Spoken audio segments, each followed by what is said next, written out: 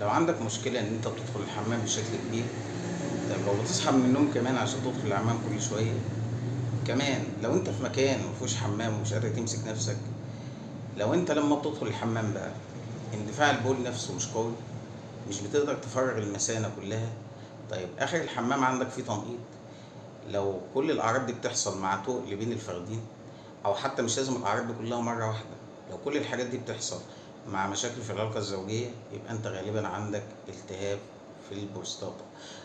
بدايته بيحصل احتقان في البروستاتا يعمل لك التهاب في البروستاتا، ومع التكرار والمشاكل دي بتحصل بصورة أكبر بيحصل تضخم في البروستاتا. طيب هنعرف ازاي ان انت عندك الكلام ده؟ لازم تروح طبعا للطبيب المختص، وتراجع الطبيب المختص اللي هو غالبا المسالك البولية، هيفحصك ويعرف هل هي مجرد التهاب ولا في تضخم في البروستاتا.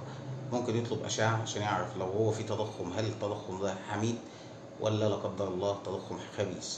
لو عندك التهاب في البروستاتا ممكن أعراض الالتهاب دي أكنك عندك برد، جسمك كله مكسر، بتحس بدوخة، مش قادر تقف على رجليك، همدان، رعشة، ممكن تسخن.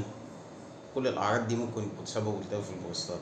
وأنت بتعمل حمام ممكن تحس إن أنت البول فيه لزوجة، بيبقى مختلط بالحيوانات المنوية أو السبيرمز، ده بيبقى فيه ميوكس أو مخاط مع البول.